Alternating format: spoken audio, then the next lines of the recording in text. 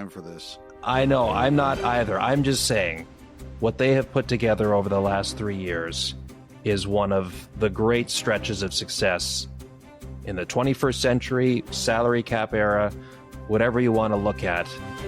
They have been sensational. So congrats again to the Cats. They do it again. Can we talk about one thing that has suddenly become a debate? Oh, sure. This thing about McDavid's legacy. Oh, boy. This is the stupidest debate in sports right now. The stupidest. First of all... And that's saying a lot. Yes. I was on with Ailish and Justin before the game, and they asked me about this, and I said to Ailish, I am the wrong guy to ask this question because I do not believe in legacies. I don't. I think when you're gone, people move on. We remember people who were important to us, and generally we remember them in very good ways, especially if they were important to us for positive reasons. Connor McDavid, he's 28 years old. He's going to be playing, if he wants to, for another 10 to 15 years. He just helped win 4 Nations in a great hockey tournament. I think this idea that it was bad for his legacy was on the line for winning this game tonight or winning this series. I think it is so stupid and so insane. He's got so much of a career left. Like just dumb debate. Just the dumbest. Dumb-est. Yeah, well, I don't.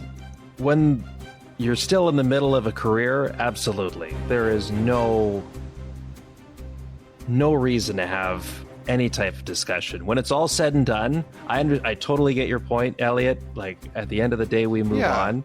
But to have the conversation then that's fine. Because that's part of sports fandom, is you get together with your buddies at the local watering hole or wherever you gather, and the debate starts up about, well, that guy was better than this guy, and it's, no, Gretzky was better than Lemieux. No, you're wrong. Lemieux was better. Like that's part of what makes all of this great. But to try to, in real time, like that's why also too, right? Through 2 games of this final, this was the greatest Stanley Cup final that this world has ever seen. Well, how can you say that? We haven't got to a conclusion yet. Everyone wants to live in a world of absolutes. How dumb? Dumbest. Dumb-est. Okay. Couple things before we wrap up here from the top. I would like to thank the member of the Maurice entourage. I don't know who it was, but I know it was a member of Paul Maurice's family / entourage who said hi to David Amber and asked him during the celebration, are you the anonymous caller? Oh, wow. Really? Yes. I wonder if it was his son, Jake. I don't think it was Jake. Okay. I don't think so. Okay. It was not, the way it was described to me, it wasn't Jake, but somebody in the entourage asked Dave if he was the anonymous caller. And okay, I gotta tell one story. Amber, I love working with Amber. He's just a super guy. One of my best friends in the business. I love working with him. So after the game, the Oilers left. They were really angry, and a whole bunch of pizza gets ordered post game. Oh, and no. They left.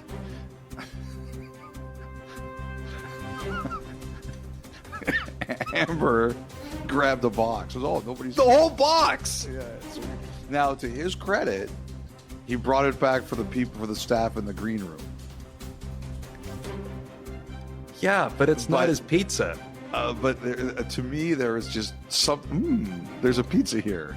Nobody's eating this. We'll take it.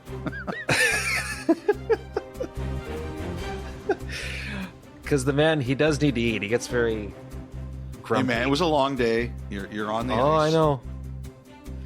You're on the ice. I know. Yeah, it is a grind for you guys.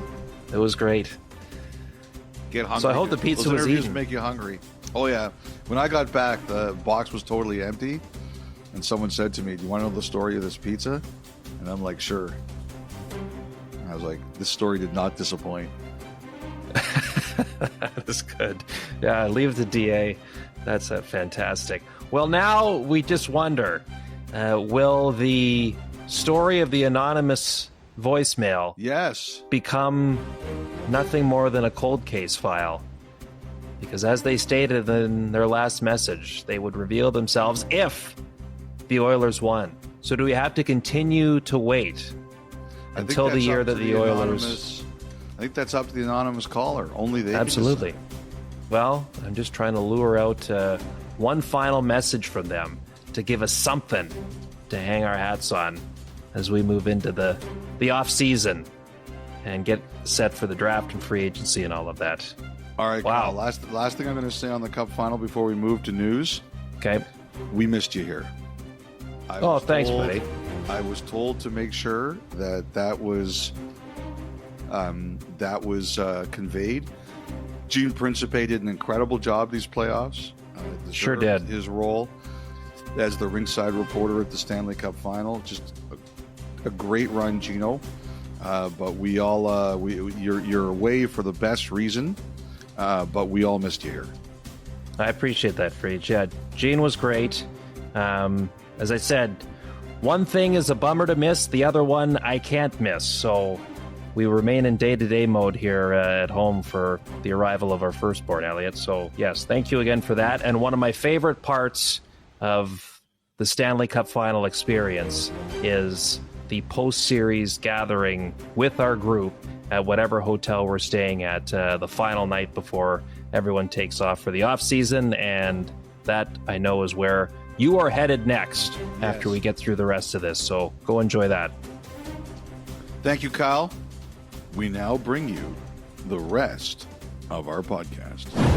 Okay, Elliotte, some other things to touch on around the league. Marco Rossi and the Minnesota Wild. So Rossi is due a new contract this summer, doesn't have any arbitration rights coming out of his entry-level deal. The Wild, finally, the shackles are almost off, as owner Craig Leopold has talked about. All that dead cap is coming off the books starting July the 1st.